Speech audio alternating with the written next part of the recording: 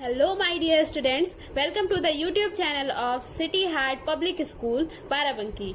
आज class 4th के बच्चों की मैथ्स की दूसरी क्लास है। हमारा पहला चैप्टर रिवीजन है। हमने क्वेश्चन नंबर 13 तक की सॉल्व कर लिया था। चलिए क्वेश्चन नंबर 14 से अपने चैप्टर को कंटिन्यू करते हैं। हमारे क्वेश्चन नंबर 14 में वर्ड प्रॉब्लम्स दी हुई हैं। लिखा हुआ है सॉल्व द फॉलोइंग। तो पार्ट ए देखते हैं। Mohan had 38,439 rupees. His brother gave him 45,312 more. How much money has Mohan got now. Mohan के पास इतने रुपए थे, उसके भाई ने उसे इतने रुपए और दे दिए, तो उसके पास टोटल रुपीस कितने होंगे। चलिए मैं आपको इसका सोल्यूशन दिखा देती हूँ। ये आपका सोल्यूशन है। मोहन के पास इतने रुपए थे, कितने 38,439। उसके ब्रदर ने उसे कितने और दिए 45,312। हमें टोटल मनी बतानी है कि टोटल मनी मोहन के पास कितनी है। तो हम दोनों मनी को ऐड कर देंगे, मतलब दोनों दी हुई डिजिट्स को ऐड कर देंगे। अगर हम दोनों डिजिट्स को ऐड करते हैं तो हमारा आंसर आएगा 83,751। यही हमारा आंसर होगा। चलिए नेक्स्ट क्वेश्चन पे चलते हैं।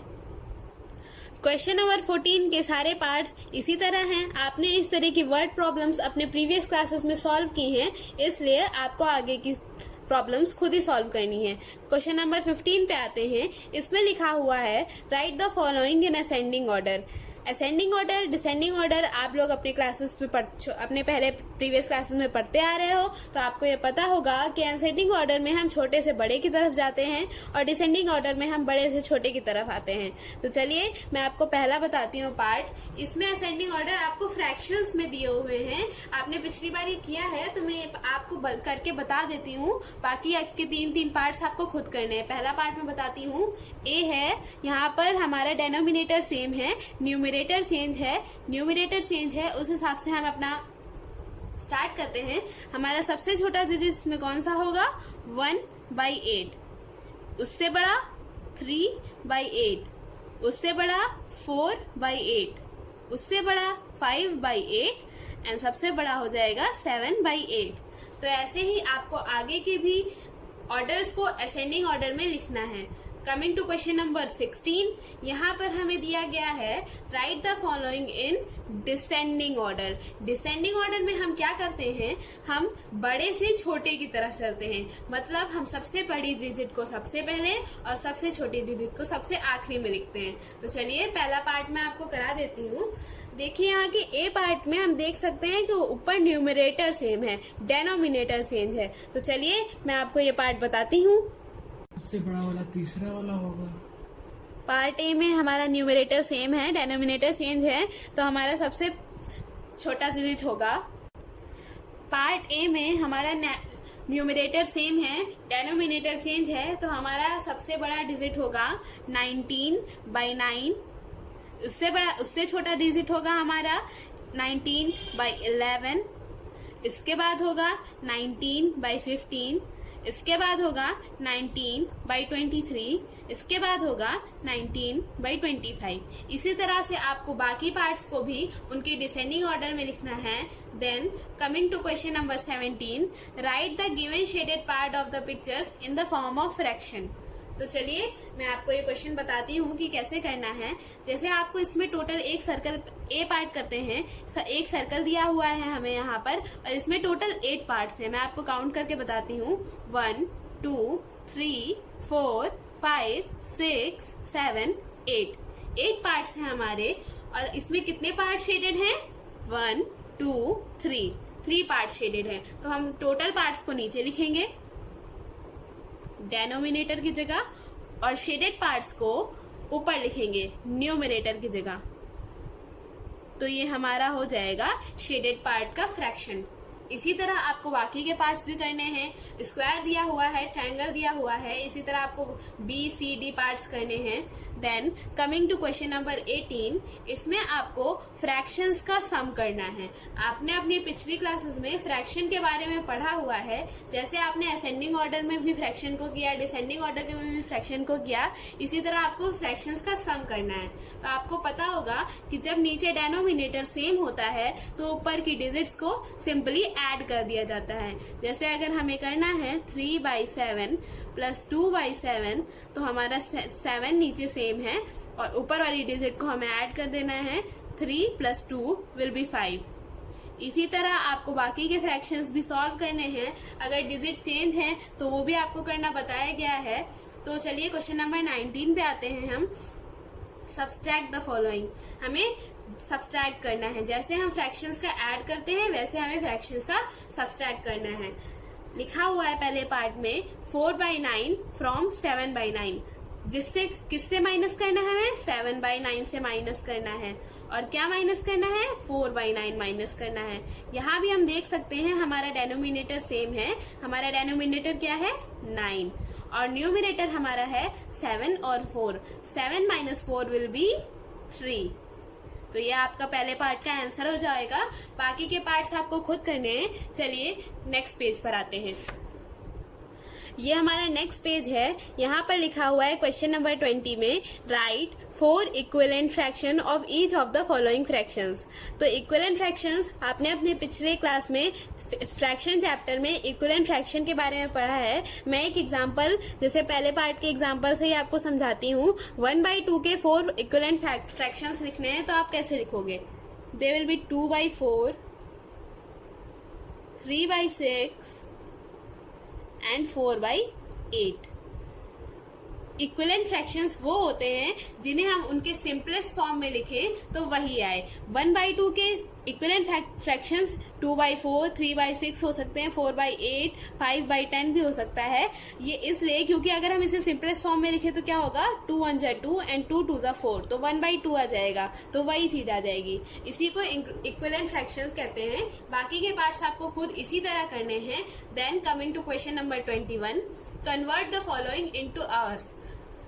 आप लोगों को पता है कि एक दिन में 24 आवर्स होते हैं, तो इसी तरह से आपको 2 डेज और 4 आवर्स दिया हुआ है। तो एक दिन में 24 आवर्स होंगे तो 2 डेज में कितने आवर्स हो जाएंगे, हम 24 को 2 से मल्टीप्लाई कर देंगे, हो जाएगा 48 आवर्स। और 4 आवर्स पहले से दिया हुआ है, 48 आवर्स में 4 और ऐड कर देंगे, हमारे कितने आवर्स हो जाएंगे, 52 आवर्स। तो हमारा इसका आंसर क्या हो जाएगा, 52 आवर्स। आपने अपने पिछली क्लासेस में इसको कई बार सॉल्व किया हुआ है, बहुत ढेर सारे एग्जाम्पल से जो आपने लगाए थे, तो आपको यह आता होगा, इसलिए आप ये खुद करेंगे। Then coming to question number 22, convert the following into minutes. 1 घंटे में आपको पता होगा कि 1 आवर में 60 मिनट्स होते हैं, तो 5 आवर्स में कितने होंगे, हमें 60 को 5 से मल्टीप्लाई कर देना होता है। चलिए ये पार्ट तो बहुत सिंपल था। Coming to question number B, तो बी में दिया हुआ है 4 आवर्स एंड 10 मिनट्स। तो 1 आवर में 60 मिनट्स, तो 4 आवर में 4 × 60 प्लस हमें कितने दिए हुए हैं मिनट्स, 10 मिनट्स। तो हमारा हो जाएगा 240 प्लस 10 विल बी 250 मिनट्स। इसी तरह हमें बाकी भी चेंज करने हैं। आपने पिछले क्वेश्चन ऐसे किए हुए हैं। ये चैप्टर पूरा आपके पिछले क्लास के रिवीजन पे बेस्ड है, तो मैं इसका एक एक पार्ट बता रही हूँ, बाकी के पार्ट्स आपको खुद करने हैं।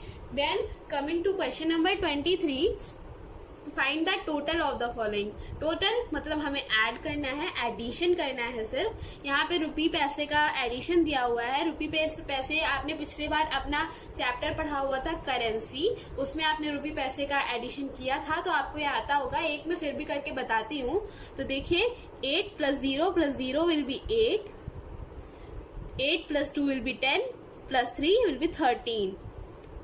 1 यहाँ कैरी हो गया, 5 5 10 + 1 11। यहाँ पे एक इसका कैरी था तो 11 हो जाएगा। फिर इसका एक कैरी यहाँ 7 + 1 8 + 1 9, 9 7 16। फिर एक कैरी हो जाएगा 7 1 8, 8 + 2 10। ये आपका टोटल हो जाएगा। इसका मतलब हुआ 1061 रुपीज एंड 38 पैसे। इसी तरह आपको बाकी के भी टोटल करने, मतलब उन सबका एडिशन करके उसका आंसर लिखना है। Then coming to question number 24, subtract the following दिया हुआ है। आपको बेसिकली माइनस करना है रुपी पैसे का। तो चलिए एक पार्ट में इसका भी आपको करके दिखा देती हूँ। आपने पिछली क्लासेस में ये किया हुआ है करेंसी चैप्टर में, तो आपको ये आता होगा, पर एक एक पार्ट में आपको करके दिखा देती हूँ। 0 माइनस 5 हो नहीं सकता, इसलिए हम एक कैरी लेंगे. It will be 10 minus 5 means 5. अभी यहाँ पर हमें कैरी लिया था तो यहाँ पर 13 हुआ, 12 हो जाएगा यहाँ पर.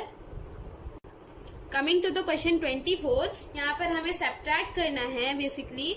तो आपने रुपी पैसे का सब्सट्रैक्शन किया हुआ है अपने पिछले क्लासेस में करेंसी चैप्टर में. एक मैं आपको फिर भी करके दिखा देती हूँ. सो पहला पार्ट करते हैं ए हम. 10 माइनस 5 एक कैरी लेंगे तो यहाँ 10 हो जाएगा. 10 माइनस 5 विल बी 5. यहाँ पर 2 बचा. 2 माइनस 8 हो नहीं सकता, इसलिए हम यहाँ पर एक कैरी लेंगे तो यहाँ पे हो जाएगा 12 माइनस 8. तो कितना बचेगा? 12 माइनस 8 4. फिर यहाँ पर हमने कैरी लिया था तो यहाँ पे बचेगा अब 9. 9 माइनस 7 विल बी 2. देन 9 minus 9 will be 0. 2 minus 1 will be 1. ये हो जाएगा.